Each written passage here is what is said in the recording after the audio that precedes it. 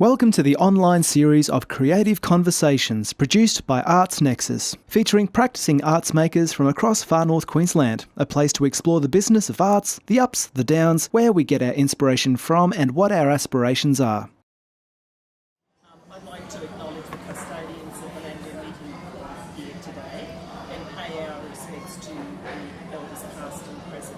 Thank you very much to Cafe Supremo, that's awesome for their turn on of these beautiful pizzas and for our lovely little spot by the water.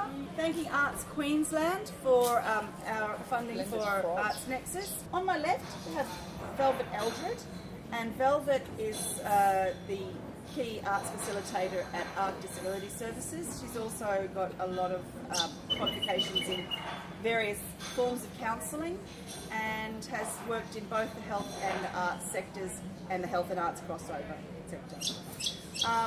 Katerini, your last name is Manolatos. Thank you, Manolatos. Katerini Manolatos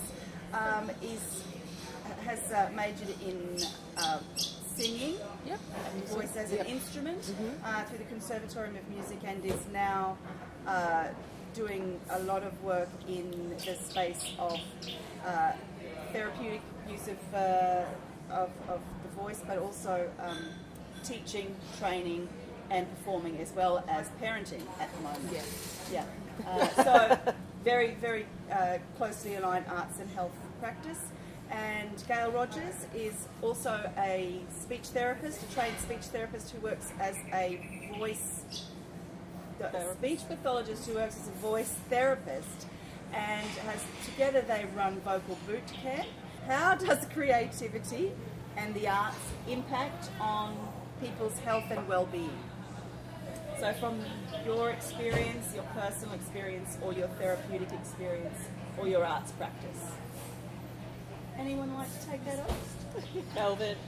I think for me it's about sovereignty and authenticity, because each individual is born into this society that offers structures to operate in, and yet my own personal experience of my dynamic as a human being, I don't fit any of those boxes. And if it wasn't for my art practice, my capacity to sing or find a song that actually paralleled my emotional and the wisdom of my internal landscape, I actually wouldn't have a language to explain exactly what it was that I was thinking. Because if I say this, it's the wrong box. If I say that, it's the wrong box. Or if I've got this, it's a certain set of psychological dynamics, and it reduces you to this kind of little label numbered thing. And without the arts and that capacity to say my story as the way I will it to be, then I actually wouldn't cope out there. So what are your core skills? Maths, English. Okay, so I would then go, right, well, look at the piece of music that this child is now learning. They are learning about fractions within that. They're learning about these words, this poetry. Do you even talk about the word, this type of flower in your class? Do they know how to read that type of flower? Do they know then what to look at and how to understand that? So there's this literacy is happening in our singing lesson. Like I don't understand, and it just always frustrated me, because I was like, do you not understand what we're doing in this time, And this child, when you help them with their literacy skills and their mathematical skills within the arts, it's going to cross over into their school studies. And the validation in that is now some of my students that come to me after school because they don't want to miss school time are like top in their class because they have done so much musical study with me from a young age. I was going to say, leading on from what Velvet and Katerini have said, thinking about the aged care, so the other end of the spectrum.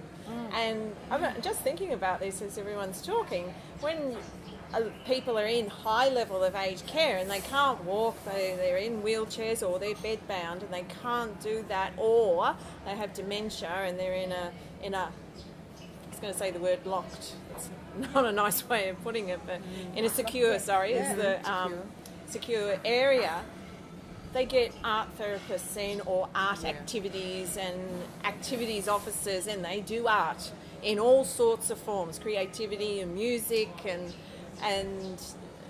probably arts therapist is not the right word, but art activities. And they flourish with that.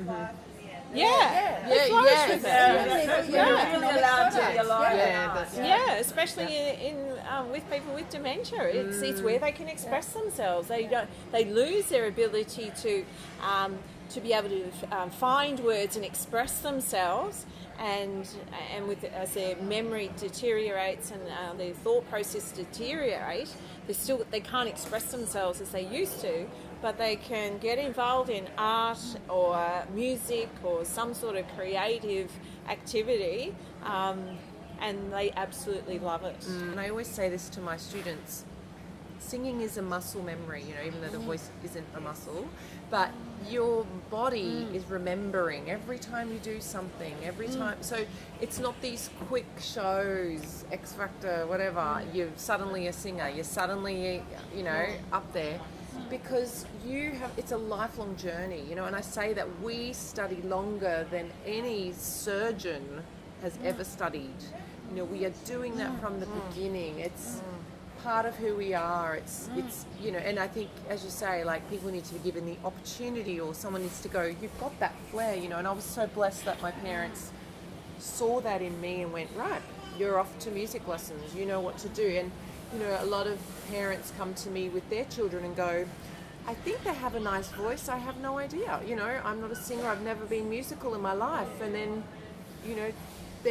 there is music there. As you say, everybody has something, they know. So, and then it's, up to you to sort of nurture this little person into finding their way. And I guess from my experience, I don't know if you know, I work with young people experiencing a disability.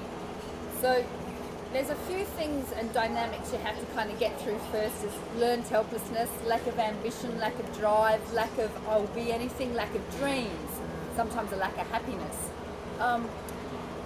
But you can start, and this is where I think neuroplasticity really started, in that language, neuroscience started to really rock my world. Because I used to talk about little miracles, and then I sound like a little ditzy art worker. But then armed with that whole brain, that the brain's plastic, and so you've got an hour dance session and you've got really good music, and you've just got people going left, right, forward, back. And of course after 6 hours they're going to walk better.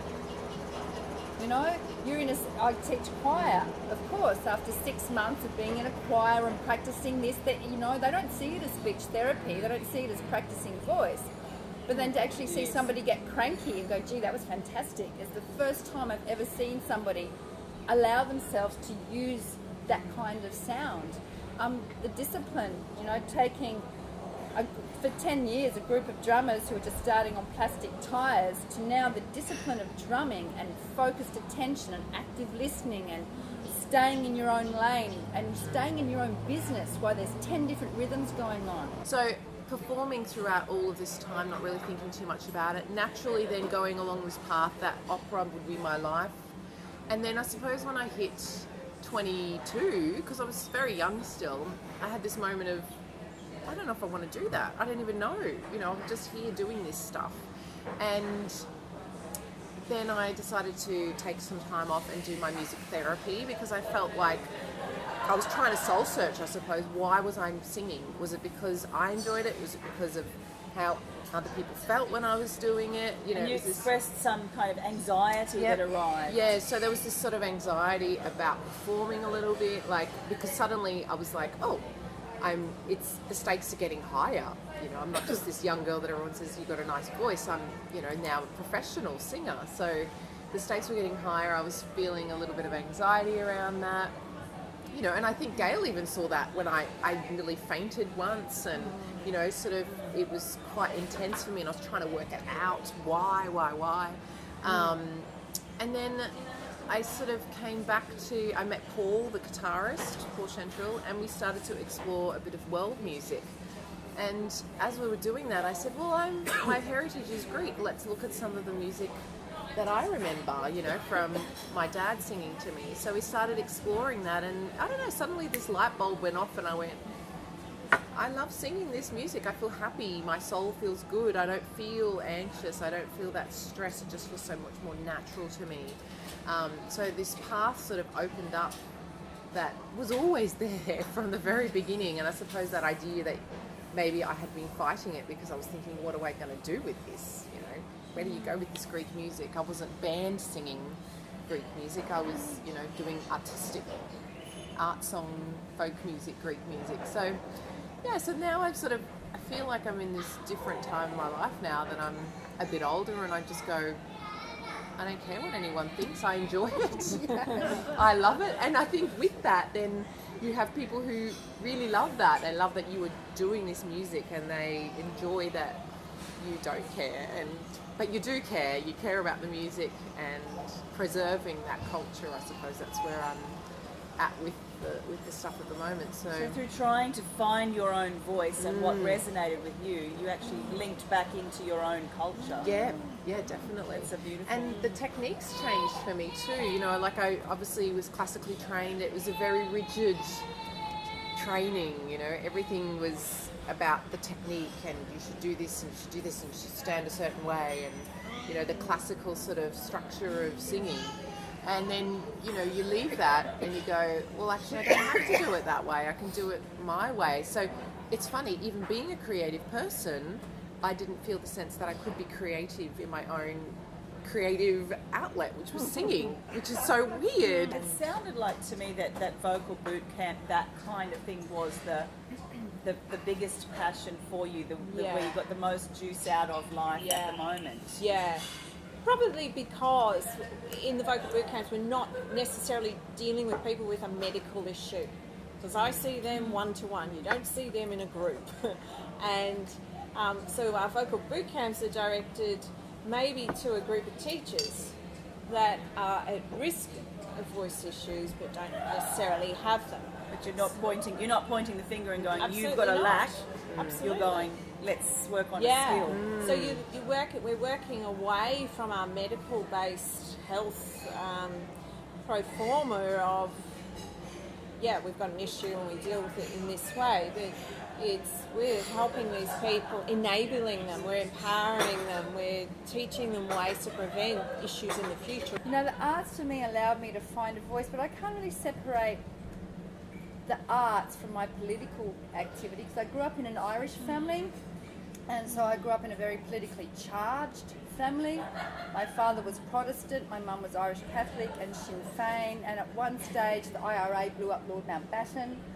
So, the arts, that happened, but it would happen around people playing musical instruments and drinking and there was always art going on, whether it's Nan in the kitchen baking cakes and making roses out of pastry for the pies. There was always that.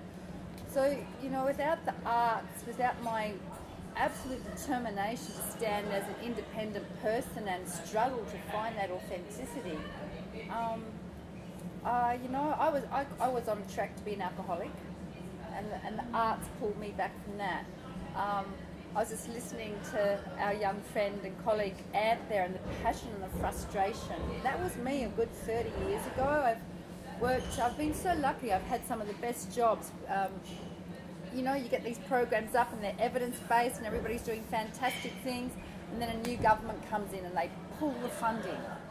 And then Labor comes in and they put it back in and they pull it back out again, and they play this seesaw game with people's lives. And so where am I sitting right now with arts and health? That the funding is right out past the mountains, and I guess the cruelty that I'm seeing, and the squeezing of people around economic rhetoric, and I think the arts is probably the only escape where I feel. And I'm a dancer, so I'm a drummer, dancer, theatre maker, choir. I'm one of those all-round, not really good at anything but good at everything. You know what I mean? And I can swap. So I see the power of the arts, because I'm someone sitting on a 30-year career. I've won Cairns Woman of the Year. I've won awards in arts and health from the state government, from the national. So why am I sitting here still defending my art form? And sorry, at the National Rural Health Conference, it's something that really came up in me as a major frustration. Because, we're now sitting in an Australia that is half our community's fighting fracking, and there's Adani, and it's arts workers on the front line, and yet I'm listening to these administrators talk about, well, we defunded that to 1.2 billion and we put it over here, and it's crap. That strength in being an arts worker, whilst it also puts us on the other side of our families or on the other side of the accepted norms of what is it right to be a human being. You can't be an arts worker because that's, you know, we've heard about families, tearing up families, you know, saying your father won't let you do this, or disapproval from society in general. And yet we've also shared so many stories where arts has been intrinsic, so vital to our own personal story. And I think the fact that we are in the arts or aware of the arts and creative, we're living those lifelong journeys consciously. We're not just sort of going for the next buck or going for the next thing without thinking about it. We're thinking about our purpose. We're thinking about message. We're thinking about making sense of life.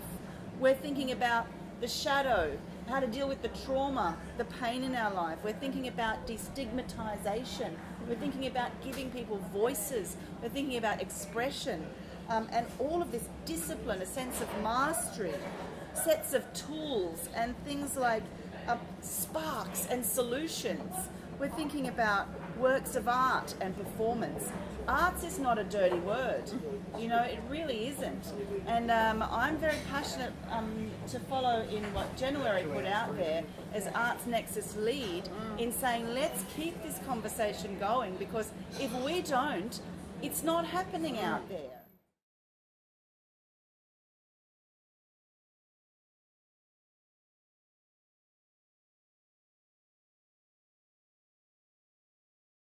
Arts Nexus is a capacity building agency working to grow creative people, communities and industries across far north Queensland. Find us at artsnexus.com.au, like our Facebook page, follow us on Twitter and share your thoughts.